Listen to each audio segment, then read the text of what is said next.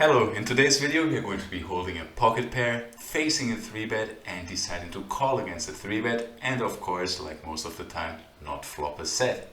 This is something a lot of you have a hard time because you really wish to flop a set, but most of the time we just don't, and then we are lost post-flop. We don't know what to do, and the truth is it is relatively tricky because there are a lot of close decisions. But before we look at the post-flop decisions, let's find out that even pre-flop it is a very close decision on whether you actually have to call a pocket pair or not facing the 3-bet. Have a look here at the range for the cutoff when he opens and then faces a 3-bet from the button.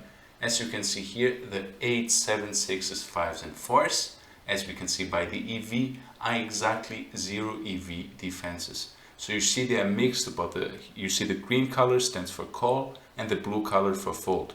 This is because when you look at the right, call has a 0 next to it, fold has a 0 next to it. Whenever we have two options available, it's because in GTO both of the options are the same EV. When one of the options is a fold, like in this case, the EV is exactly 0. This means we do not gain anything additional from calling, but also we do not lose anything else other than the open size we open to.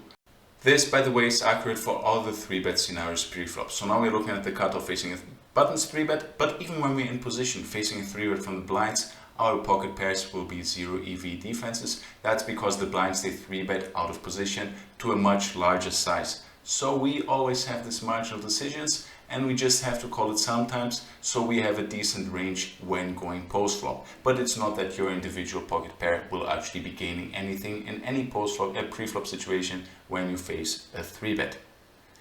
The realized EV may not be exactly 0. Pay attention to your opponent's 3-bet size. When they use a particularly small 3-bet size, then you may have a profitable call. If your opponents are weak, just random whales who stack you, who you stack when you have a set, great, they may be profitable calls, but generally speaking against the average reg and you also being just an average reg, 0 EV.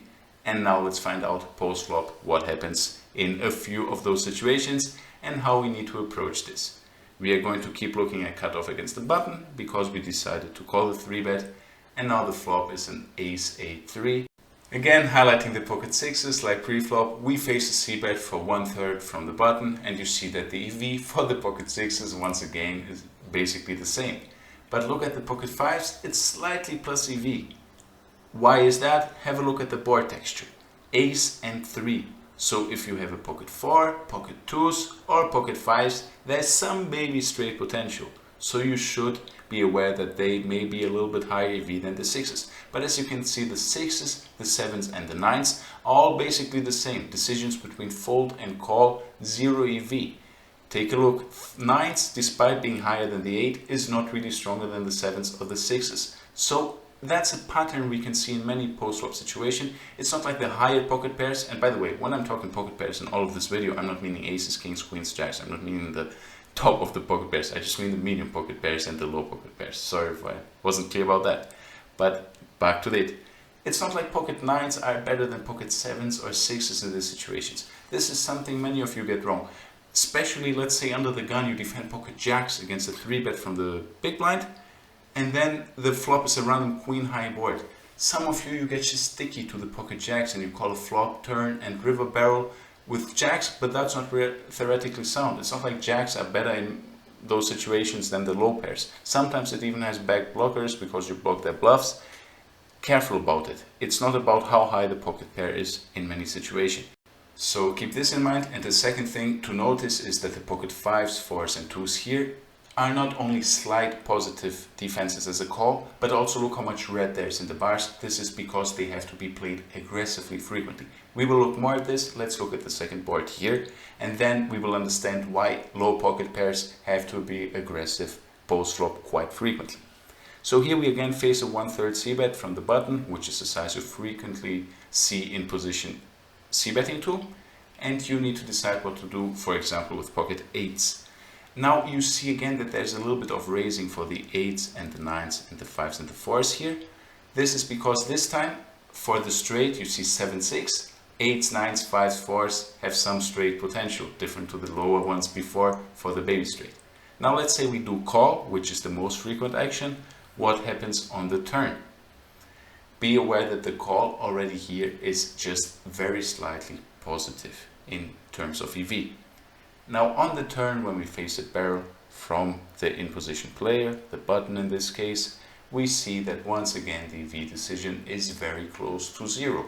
So yes, you're right that pocket pairs are tricky to play post-flop because a lot of decisions are marginal and are mixed between several options. Sometimes we need to be aggressive with pocket pairs despite being very close to zero EV. Often we fold, but sometimes we just have to call the zero EV one for our range to be the way it should be, but that applies more against the strong opponents. If you in your real life game, you know about the way you play, your opponents play, it is possible to adapt, and in some situation when you think it is more profitable, just call, but then in others just get rid of it, even pre-flop or on the flop. On this turn, you see that some of the suits are slightly positive EV, some of the suits negative EV. This is what happens in GTO really. One suit is plus 0.3 EV, one minus 0.3. These are very advanced concepts looking at what you're blocking from your opponent's betting range. These sort of things, not something you need to worry too much about. So just keep in mind that sometimes it depends on what kind of suit you're looking at. But more important is to know what our opponents are actually doing in real life, especially at the river, which we're looking at here. Let's say the river pairs the queen.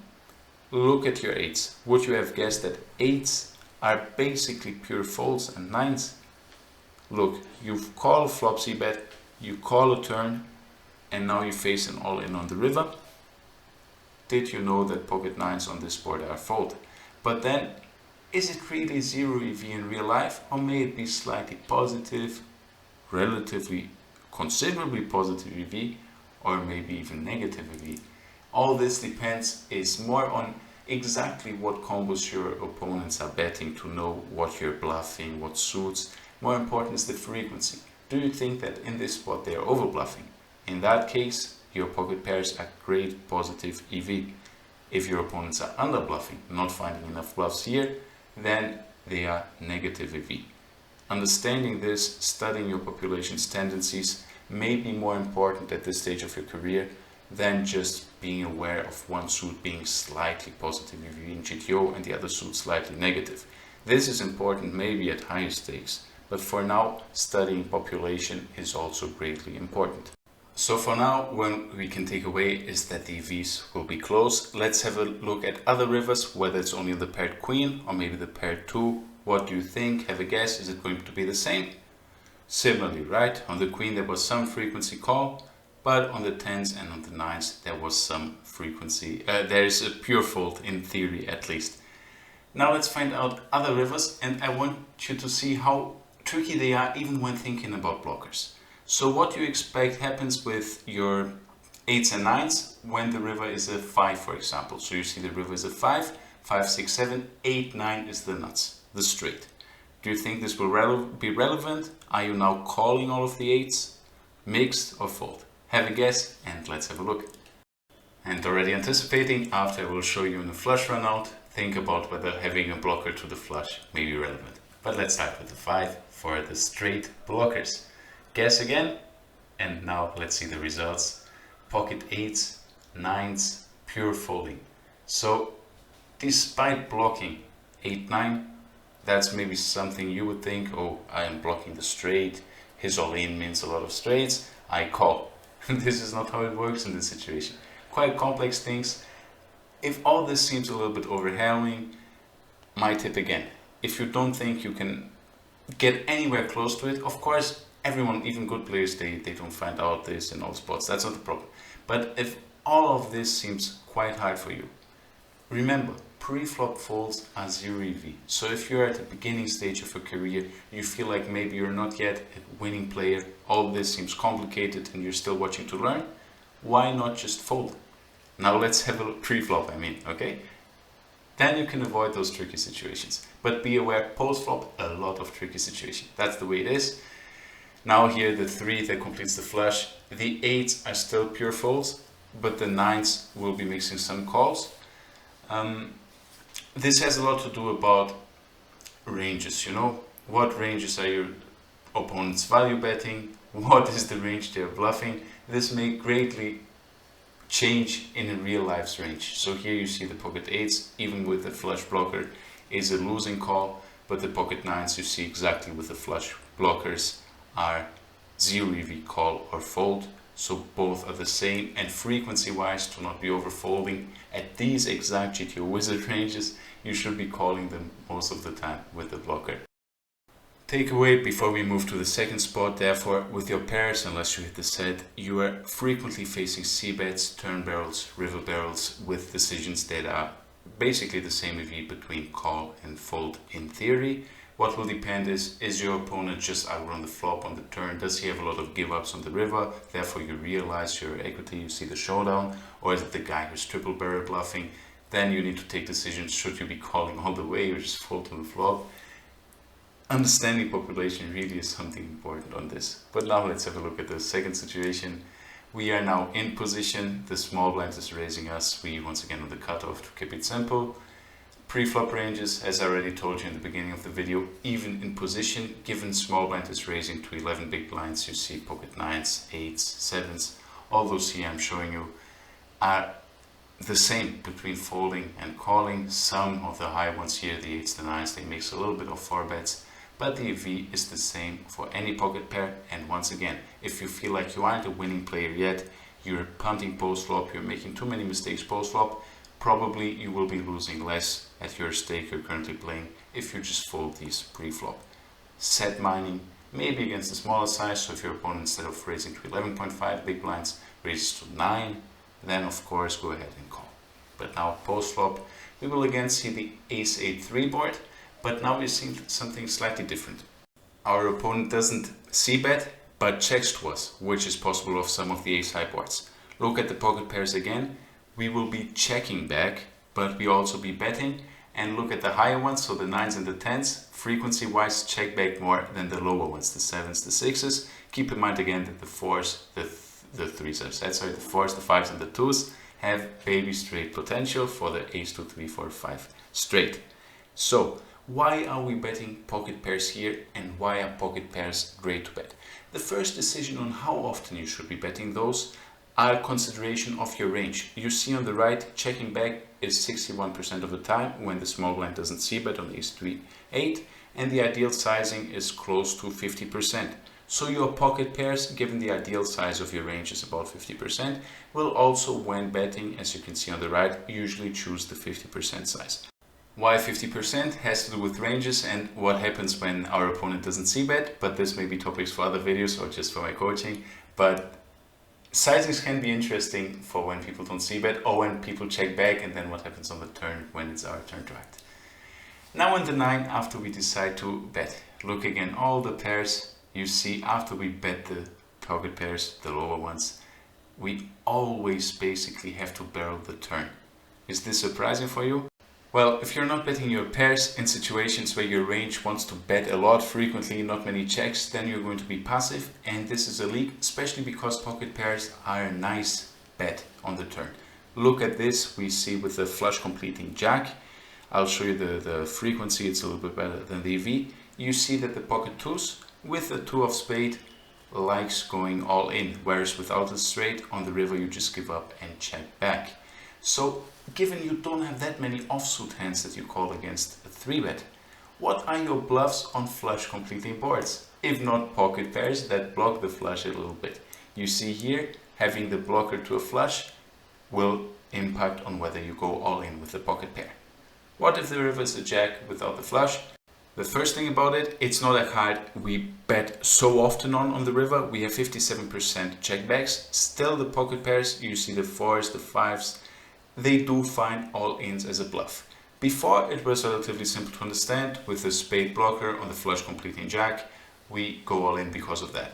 But pocket pairs have a second nice advantage to them. Often when you go all in with them on the river, you don't block your opponent's folding range. And this is very important because when you bluff, you want them to fold. And pocket pairs have this quality that in many situations you don't block your opponent's folds. So, great hands to be aggressive with. But keep in mind here in this situation, 57% of checkbacks. On runouts, on rivers, so if instead of the jack, the river was a 2, a 4 or 5, we would be betting much more frequency. And then be sure of it, I don't even have to show you, you'll trust me, all those pocket pairs will be shoving a lot more frequently than here, because how often we bet is determined not only by individual hand, but about the range. How often are we allowed to be betting on the river or not? On the jack, not as often as on a 4, a 5, a 2, for example. And the more often our range wants to bet, the more often our pocket pairs want to bluff. So ranges are important. It's just what we saw on the river. How often we bluff a pair may depend on how often our range wants to bet, and the same is pre-flop here. How often we depend this pocket pair, the pocket nines, or whichever pocket pair it is. It depends how strong our range wants to be on all the different runouts. This is why sometimes it's 20%, sometimes it's 30%, and sometimes it's 90% defense pre-flop, even though the hand all individually looking is 0 EV. You look at the hand individually to find out its EV, but then you have to look at the ranges to see the frequency, so how often you play a hand in a certain way. If you want to understand more about ranges and really become more advanced, so you understand more of this, what I'm talking in this video, you can hire me as a coach. My contacts are here in the description. Otherwise, I just thank you for watching this. Hope you support it by liking, make a thumbs up in this video. It really helps so more people watch the videos. I appreciate the audience and I hope you enjoyed it, and see you in the next one. Bye bye.